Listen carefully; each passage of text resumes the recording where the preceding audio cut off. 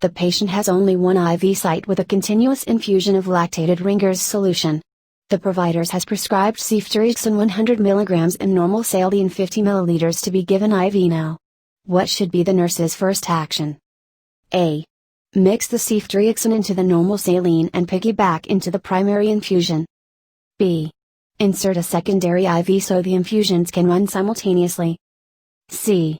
Stop the lactated Ringer's solution and start the ceftriaxone now. D. Check the IV compatibility of the two medications.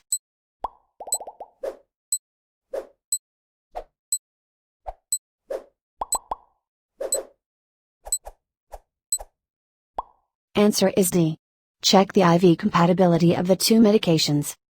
The nurse's first action after receiving the new IV medication order should be to check the Y-site compatibility of the two IV infusions. Depending upon the response, the nurse may need to start a new IV or run the medications into the same IV. In this case, the IV compatibility will show as incompatible for lactated Ringer's and ceftriaxone, so these medications should not be run on the same IV line.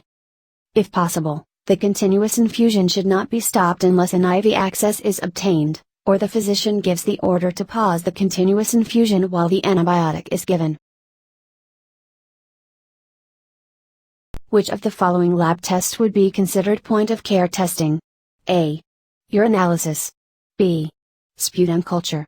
C. Complete metabolic panel. D. Blood glucose.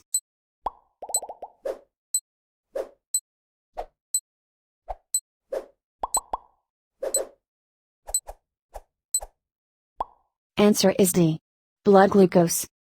A blood glucose would be considered a point-of-care test as the test can be completed at the bedside with the result given immediately.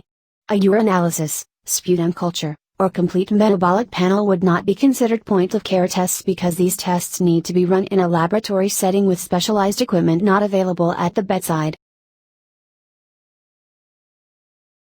The nurse enters the room of a patient complaining of lower back pain after a left hip replacement surgery. What non-pharmacological intervention would not be appropriate? A. Reposition the patient onto the left side. B. Massage the patient's back. C. Lower the head of the bed and elevate the patient's legs onto a pillow. D. Apply a warm pack to the patient's back.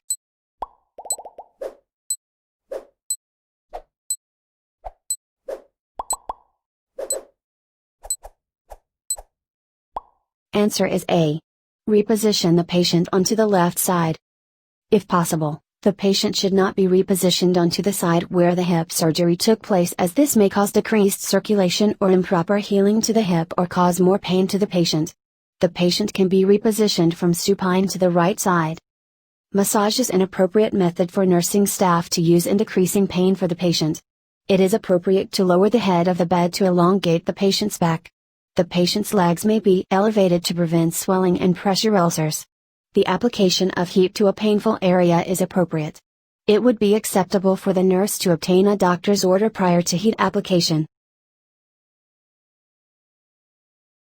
The nurse notices a CNA using an alcohol-based hand sanitizer after walking out of the room marked as enteric contact precautions. What should the nurse's response be? A. Nothing, as the CNA has appropriately washed their hands after leaving the room. B. Tell the CNA they need to wear a mask in the room. C. Tell the CNA they should dispose of their gloves outside of the room. D. Tell the CNA they need to wash their hands with soap and water.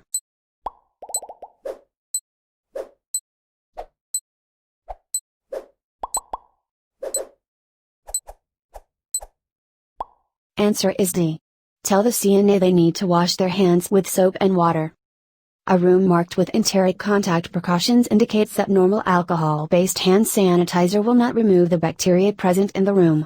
Hand washing with soap and water should be used instead of hand sanitizer. A mask is not indicated with enteric contact precautions. The CNA should dispose of gloves inside the room to contain the bacteria within the room, then hands should be washed with water and soap.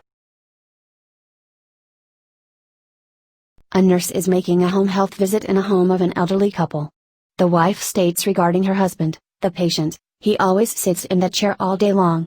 Which of the following should the nurse consider the patient at risk for? A. Pressure ulcer. B. Deep vein thrombosis. C. Constipation. D. All of the above.